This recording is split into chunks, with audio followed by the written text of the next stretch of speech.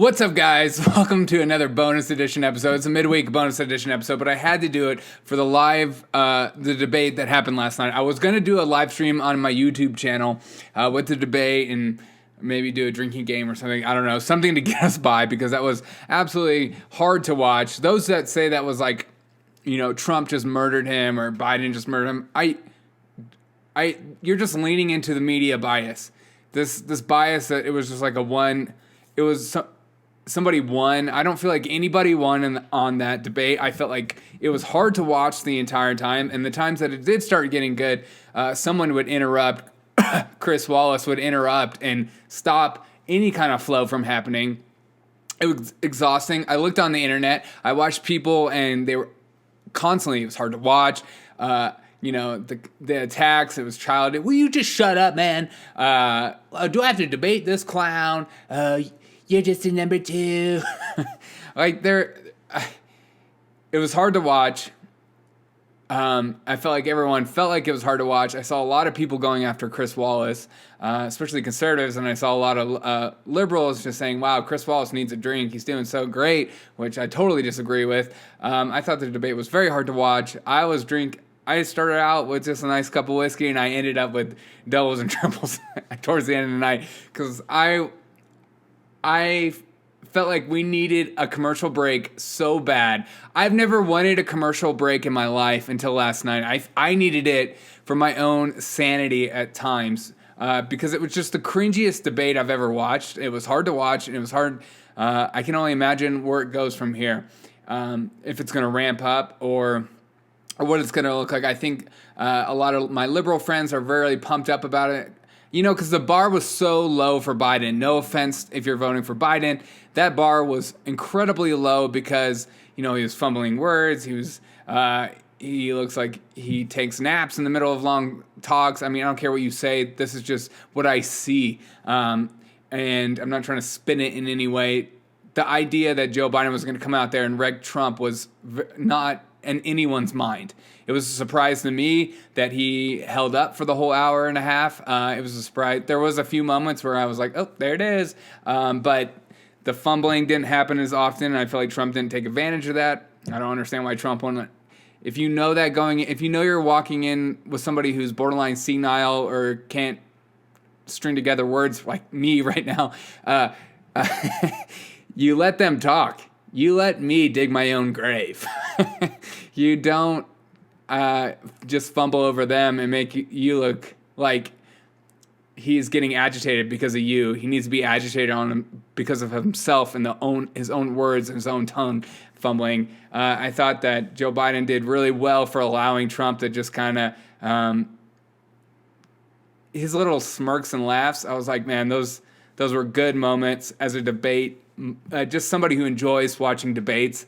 Those were very aggressive moves. It was very smirky and rude, but it was like, oh, he felt like it was leaning on his side more than the other.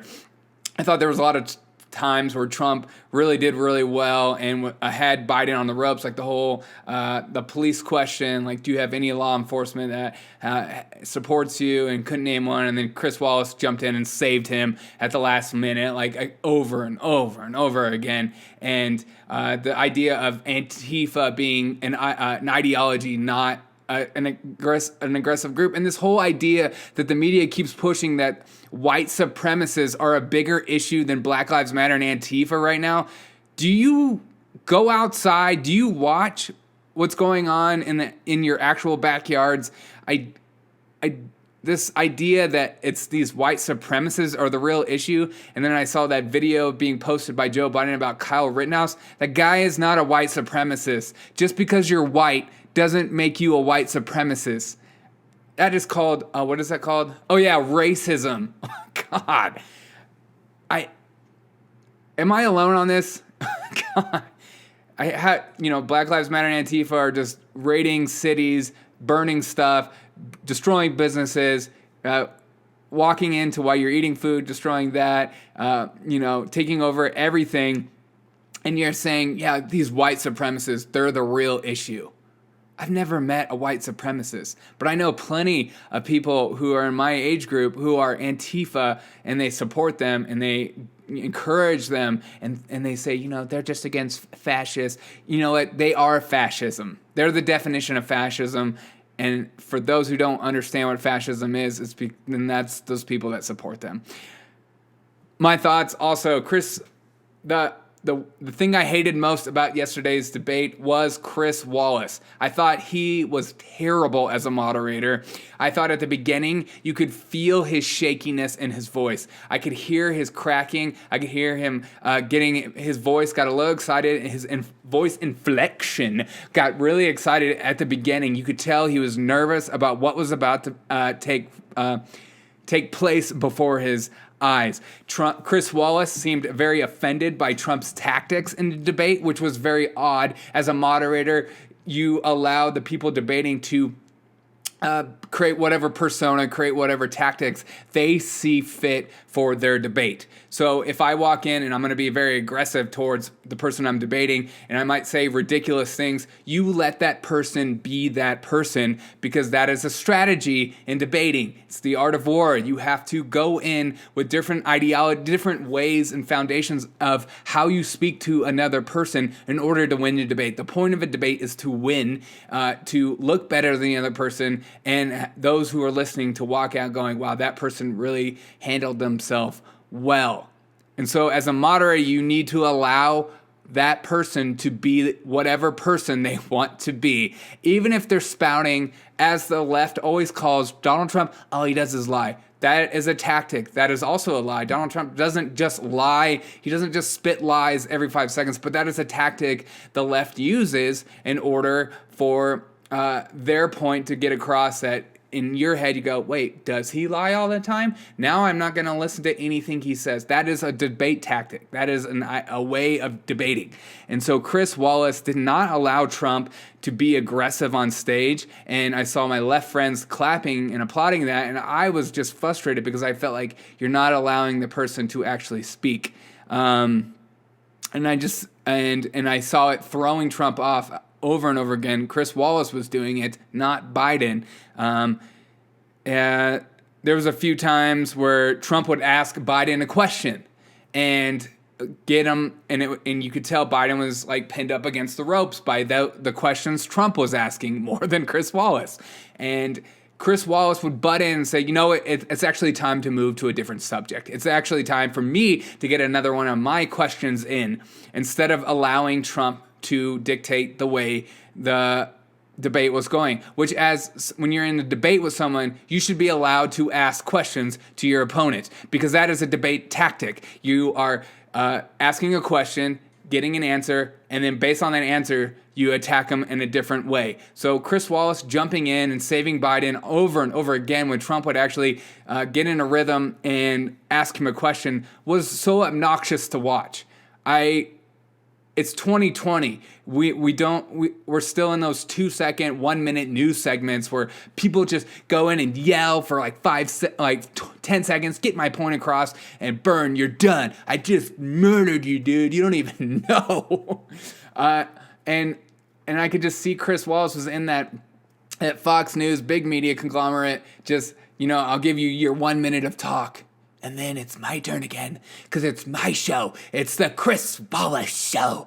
It's the Chris Wallace Show, and you need to listen to me. God.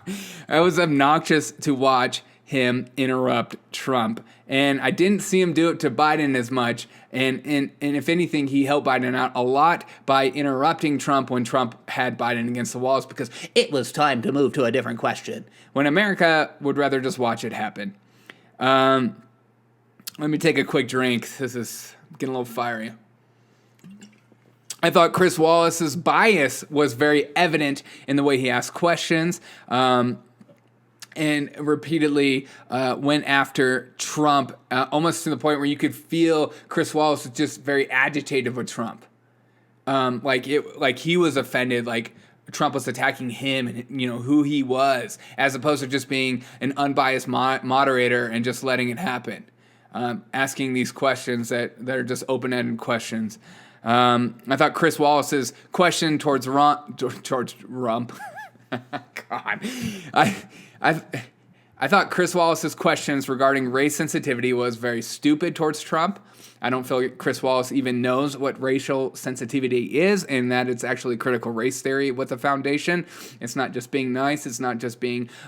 So Trump's answer regarding saying, teaching these people to hate America, et cetera, stuff like that, that's his answer. But instead, Chris Wallace took it as a time to argue with him about stuff. And I thought that was just so weird.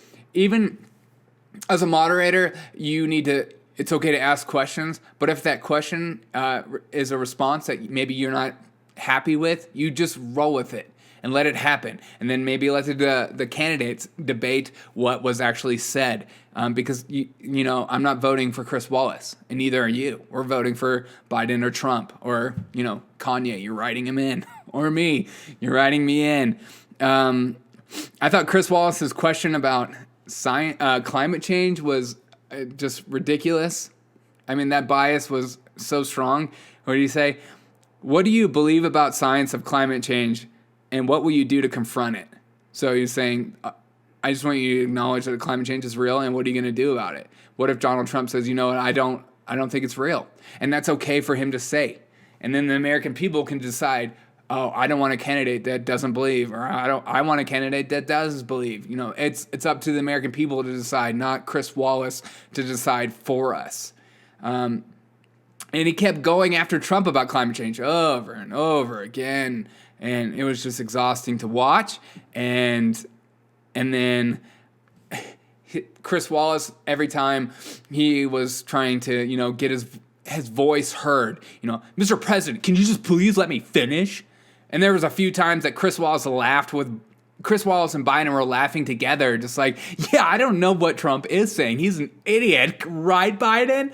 Freaking love you, Biden. You're such a good dude. Let's get drinks after this. God, it was just... Chris Wallace, you are obnoxious. I thought Chris Wallace was going to do okay. He seems pretty even-keeled, but no. That moment when he started laughing with Biden is the moment he lost. He should never moderate ever again. And because it was absolutely ridiculous. And you could just continually tell how he wanted his voice heard. And he wanted the way the questions he asked to be about him. And as a moderator, you should have questions, and the questions as a moderator should be so that the debate, the candidates aren't just staring at each other on stage. They're not just looking at each other for, what do we talk about now, or they're not just like, fist fighting at the end.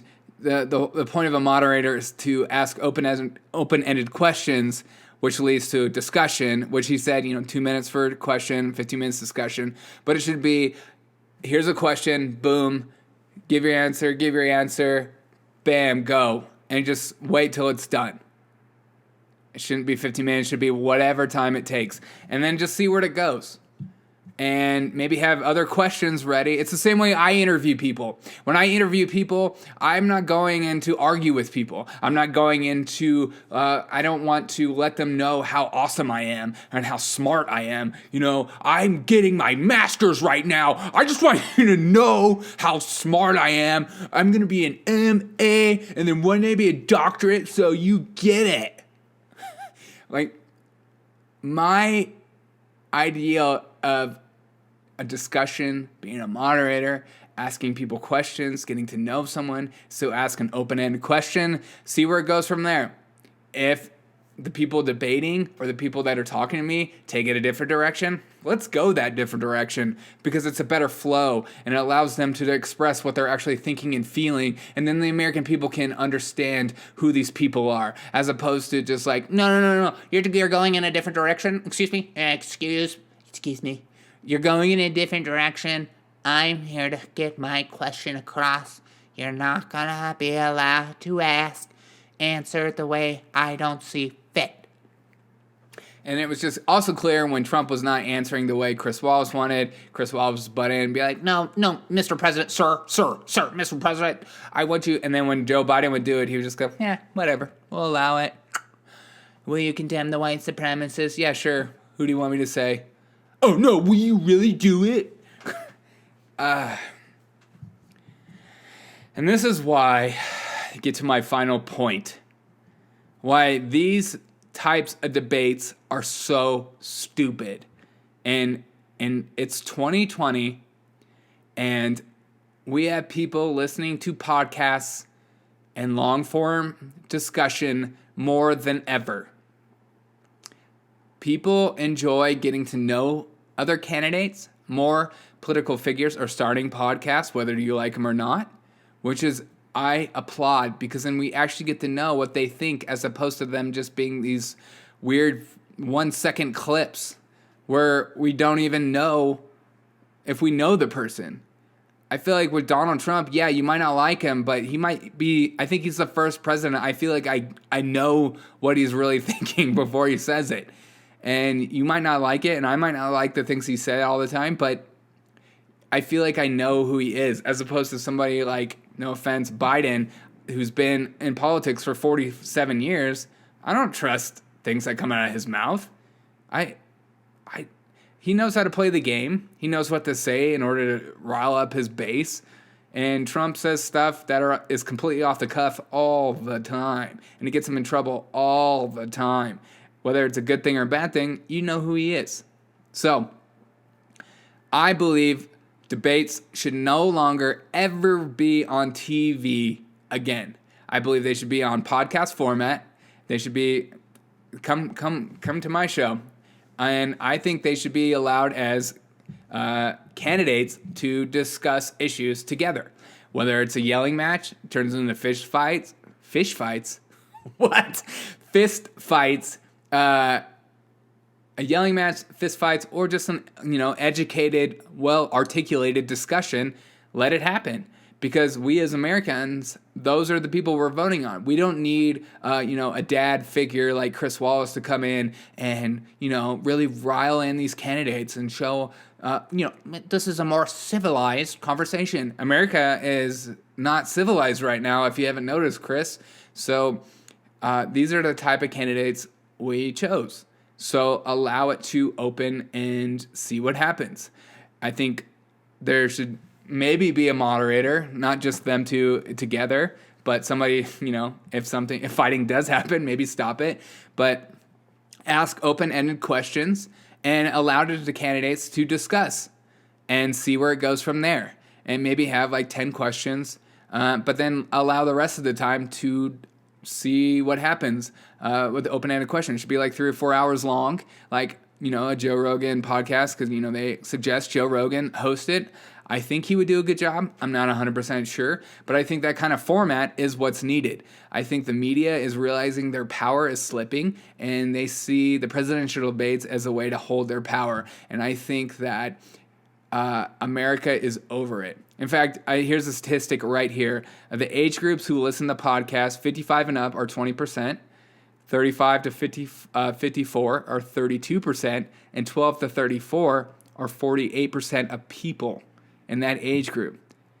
So the younger generations are enjoying podcasts more than the older generations, which I feel like is pretty ironic as far as like, a good conversation goes. But I think we as a generation are just getting more tired of these clips and the bias and being riled up, because I think the media does so much.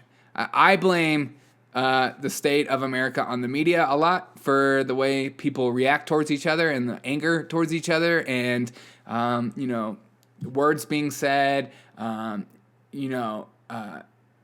things passed down by the RNC and the DNC for all the channels to say. They put in these words, they want you to say it over and over again so it gets in your head.